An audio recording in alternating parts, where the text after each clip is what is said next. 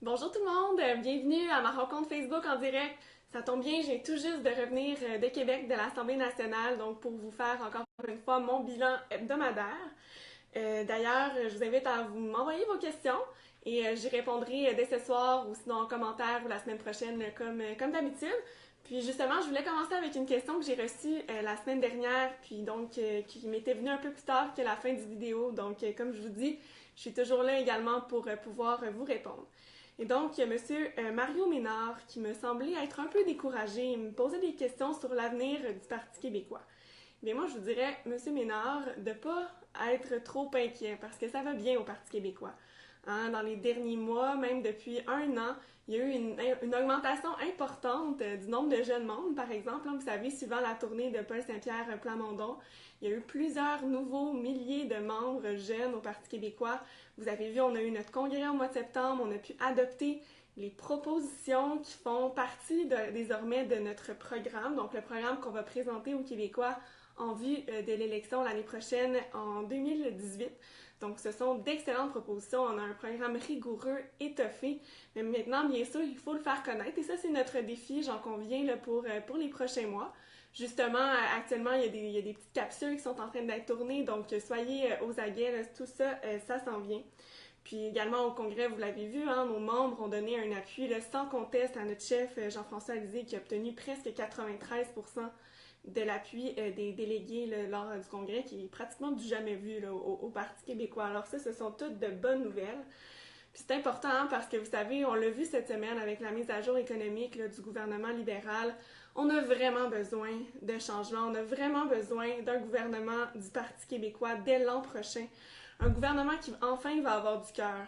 Parce qu'on ne se le cachera pas, le geste qu'a posé le gouvernement libéral cette semaine en promettant, en annonçant plutôt des baisses d'impôts à quelques mois avant les élections, c'est de la poudre, c'est vraiment de la poudre aux yeux. Ça fait seulement nourrir le cynisme. Ils ont coupé partout dans les dernières années. Nos écoles sont en ruine. Le système de santé, on n'en parlera même pas. Et là, on donne comme ça des baisses d'impôts à quelques mois avant les élections. C'est quasiment comme si les libéraux essayaient d'acheter des votes. Mais nous, vraiment, ce qu'on dit, c'est cet argent-là, soyons pas dupes, on en a besoin pour nos services publics, on en a besoin pour nos écoles, pour nos enfants, pour nos aînés. Donc, ce sera vraiment la vision du Parti québécois. Alors, c'est pour ça que c'est très important de travailler fort, de convaincre les gens de notre entourage, puis l'année prochaine, ben, de voter pour le changement, mais le changement positif qui est celui du Parti québécois. Donc, sur ce, je vais revenir sur les événements comme je le fais toujours là, de ma dernière semaine. Donc, vendredi soir dernier, après vous avoir quitté, comme je vous l'avais spécifié, je me suis rendue au 35e Salon des artisans de Longueuil qui allait être lancé. D'ailleurs, je salue Madame Linda. Je sais qu'elle était allée justement au salon parce qu'elle avait entendu via ma rencontre Facebook en direct, puis on a eu le temps de se jaser. Donc, bonjour Linda, si tu es à l'écoute. Donc, par la suite, samedi, on a eu vraiment une grosse journée dans la circonscription. Moi, vous savez, au moins une fois par mois, je passe plusieurs heures à faire du bénévolat auprès d'un organisme de mon comté. Et donc, samedi matin, j'ai été allée donner un coup de main au Robin des Parcs, en fait, qui est une initiative citoyenne lancée par M. Stéphane Robitaille. Et ça fait un an qu'à chaque semaine, il se promène dans tous les parcs de Longueuil afin de distribuer des aliments gratuits aux citoyens dans le besoin. Puis les gens ils ont seulement besoin de s'inscrire sur Facebook la veille pour bénéficier de cette aide de dernier recours. Alors c'est tellement beau à voir. J'étais super contente d'y avoir participé avec mon attachée politique Juliane. Puis c'est sûr qu'on va y retourner. Puis je vous invite à aller suivre leur page Facebook. C'est vraiment beau de voir ça. C'est une solidarité tellement remarquable. Alors chapeau tant à Stéphane, mais aussi toute la gang de bénévoles qui l'appuient semaine après semaine. Imaginez comment c'est du travail de répéter cette expérience-là à chaque semaine, tous les samedis ou dimanches dans les parcs de Longueuil. Donc encore une fois, là, je vous lève tout mon chapeau et je dis longue vie au Robin des Parcs. Par la suite, donc après ma petite séance de bénévolat, je suis allée faire un tour à l'expo cadeau du cercle des fermières parce que j'ai voulu aller les encourager. Ça fait toujours de bons petits cadeaux à offrir pour le temps des fêtes. Par la suite, comme je l'avais dit aussi, moi j'ai passé la fin de semaine au Salon du Livre. Donc j'avais une première séance de signature samedi après-midi. Donc je suis allée là. Et en soirée, je suis allée à deux événements dans la circonscription. Donc d'abord, je suis allée faire un petit tour au concert intime du Phare de Longueuil. Donc, c'était salle comble, c'était une super belle soirée. Donc, je félicite les organisateurs, dont Maurice. Et après ça, je suis allée du côté de La Croisée parce qu'il y avait un événement un peu hors du commun pour un événement de financement. Ça s'appelait Communogeek. Donc, vraiment une soirée de jeux vidéo destinée aux jeunes. Donc, une autre approche à la philanthropie. Donc, c'est une idée là, qui est venue d'étudiants du Cégep du Vieux-Montréal qui étudient en intervention en loisirs. Et donc, tous les fonds amassés allaient à l'organisme La Croisée. Alors, c'était une très belle soirée, ça aussi. Finalement, dimanche, j'ai encore été, comme je vous l'ai dit, au Salon du Livre. Donc, c'était une grosse journée pour ça.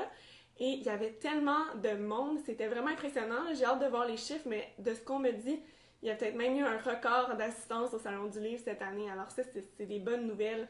Et je vous dirais aussi qu'il y avait énormément de jeunes. Et ça me fait rire parce que la semaine auparavant, j'étais à la soirée Est encore jeune, donc l'émission de radio à Radio-Canada.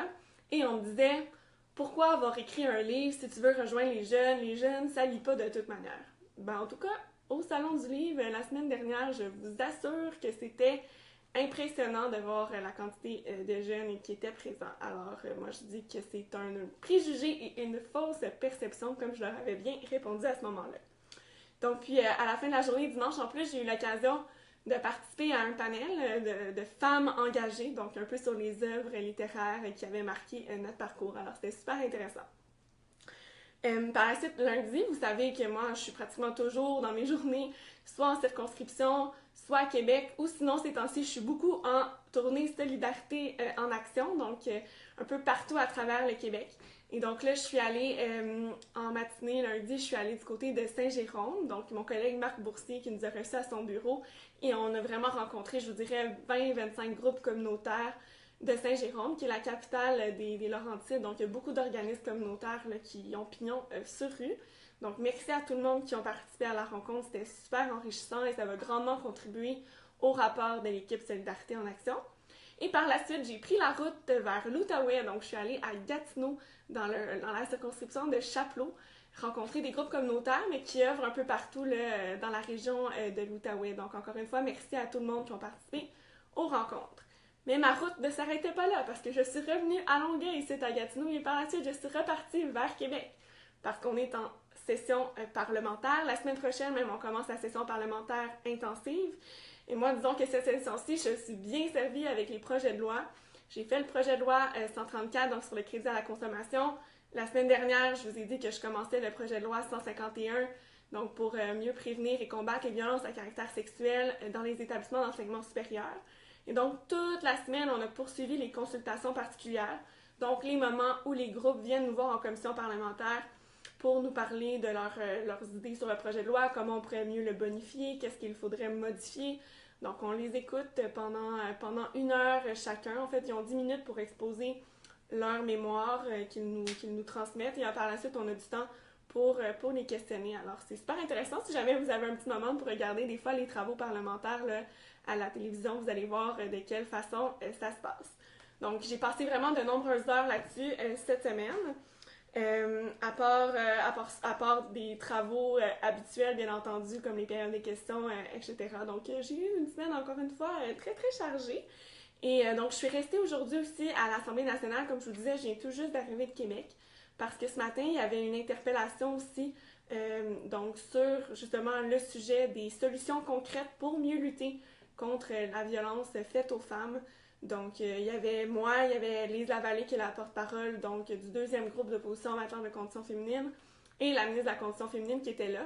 Une interpellation, comment ça fonctionne? C'est un peu comme une espèce de période des questions, mais beaucoup plus longue. Donc, on a 5 minutes chacune pour questionner, au fond, la ministre sur le sujet de l'interpellation. Donc, moi, j'ai eu 2 blocs de 5 minutes. J'ai parlé, bien entendu, du nécessaire financement des organismes communautaires qui viennent en aide aux victimes, parce qu'on l'a vu, là, suite aux plus récentes vagues de dénonciations, les listes d'attente, elles explosent auprès des centres d'aide, puis si on se met dans la peau d'une victime d'une agression sexuelle qui a besoin de soutien, qui a besoin d'aide, qui va frapper à la porte d'un organisme communautaire pour obtenir cette aide-là, puis finalement, les organismes, ils voudraient bien l'aider, mais ils ont tellement peu de ressources, ils sont débordés, que ça peut prendre 6 mois, ça peut prendre 1 an avant que la personne soit prise en charge. Et à mon sens, c'est vraiment totalement inacceptable. Donc, j'ai questionner la ministre à ce sujet-là. D'autant plus qu'avec ma tournée Solidarité en action, je peux constater vraiment le sous-financement des organismes de tous les types partout sur le terrain à la grandeur du Québec.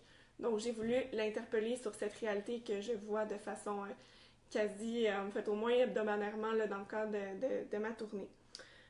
Par la suite, en fait, avant l'interpellation de ce matin qui a duré de 10h à midi, j'ai fait un point de presse aussi, comme vous l'avez vu tantôt, je l'ai publié sur ma page Facebook. Donc, j'étais accompagnée du président de l'Union étudiante du Québec, Simon Tellez, et du président de la FEC, donc la Fédération des étudiants collégiaux du Québec, Jason Saint-Amour. Et donc, pour annoncer les positions du Parti québécois en vue de l'étude détaillée, donc du projet de loi 151, qui se travaille évidemment dans une belle collaboration entre les différents partis parce que c'est un enjeu qui dépasse les lignes partisanes. Mais malgré tout, il y a des choses que le Parti québécois, que je souhaite qu'il se retrouve dans la mouture finale de la loi pour faire en sorte qu'il soit davantage uniformisé et que tous les étudiants et étudiantes du Québec puissent bénéficier de la même protection là, en ce qui a trait aux violences à caractère sexuel. Donc, grosso modo, ça fait le tour de ma semaine. J'ai encore une fin de semaine bien chargée aussi. Le temps des fêtes approche. Donc, ce sera ça. Je vais aller voir du côté des questions maintenant, des commentaires. Alain Béliveau, on m'a dit « Le français à Montréal recule avec l'exemple de la boutique Adidas sur la rue Sainte-Catherine. » Vous avez tout à fait raison, M. Béliveau. Je pense que tout le monde au Québec, ou en tout cas pas mal tout le monde, a vraiment été abasourdi de ces commentaires qui ont été faits, qui témoignent d'une réalité qu'on voit malheureusement de plus en plus à Montréal. D'ailleurs, c'est pour ça que notre chef Jean-François Lisée a interpellé Philippe Couillard sur la question. Et même Philippe Couillard trouvait que c'était inacceptable, mais en même temps ne pose pas vraiment de gestes pour améliorer la situation du français au Québec. Et nous, c'est très clair. Dès notre arrivée au pouvoir, on va déposer une loi qui va s'appeler la loi 202 et qui va viser à renforcer la charte de la langue française parce qu'on ne peut plus accepter que le français recule au Québec et particulièrement à Montréal, notre métropole. Céline Lacroix qui me dit « Oui, Catherine, je voterai comme à l'habitude pour le plus grand des partis. Le PQ a fait grandir le Québec. » Vous avez tout à fait raison, Madame Lacroix. Moi, c'est pour ça que j'ai choisi le Parti québécois, parce que ça a été le parti des grandes réformes, des grands rêves pour le Québec.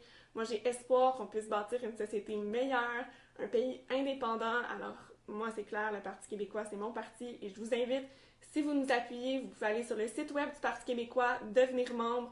Ça coûte 5 $, 10 à partir de l'année prochaine, donc vous devriez profiter du spécial avant le 31 décembre. Et donc, ça me fera plaisir de vous accueillir là, dans notre grande famille qui réunit presque 100 000 membres au Québec, dans toutes nos régions. Vous avez plein de super beaux commentaires, là, je vous en remercie. Lâche pas Catherine, me dit Monsieur Serge Hamon. Certainement, vous me connaissez, moi, je lâche pas. Alain Thibodeau, on veut du vrai changement, Catherine. Effectivement, comme je vous l'ai dit, on veut du vrai changement, mais du changement positif pour le Québec. Hein, quand on regarde là, cette semaine, tantôt je vous parlais là, de la fameuse baisse d'impôts. Mais actuellement, ce que font les libéraux, là, c'est exactement copier le programme de la CAQ.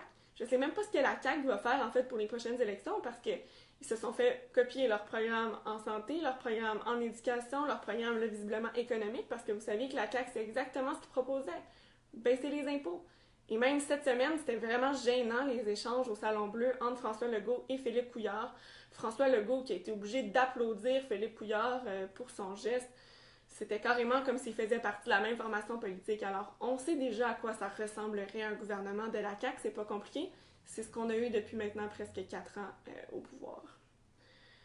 Alain Massé, j'ai lu ton livre, bravo. Tu m'en voudras pas trop, je l'ai laissé sur un banc métro Longueuil pour que quelqu'un d'autre le lise, un jeune j'espère.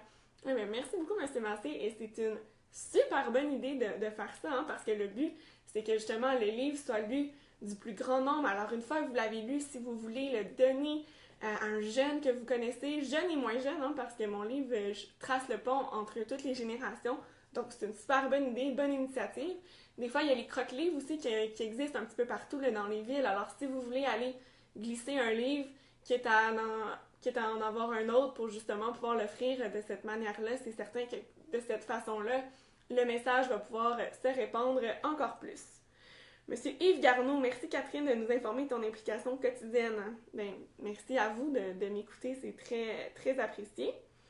Monsieur Gilles Baudry, une jeunesse au PQ, bravo Catherine, brasse ça un peu. Vous pouvez compter sur moi, inquiétez-vous pas. Euh, Donc, super beau commentaire. Merci beaucoup tout le monde encore une fois. Puis, n'hésitez pas encore, comme je vous le dis, vos questions, je les prends avec un grand plaisir. Et je vous souhaite de passer une super belle fin de semaine avec vos proches et prenez du temps pour vous reposer. Et quant à moi, ça attendra un petit peu, mais je vous retrouve quand même la semaine prochaine. Merci!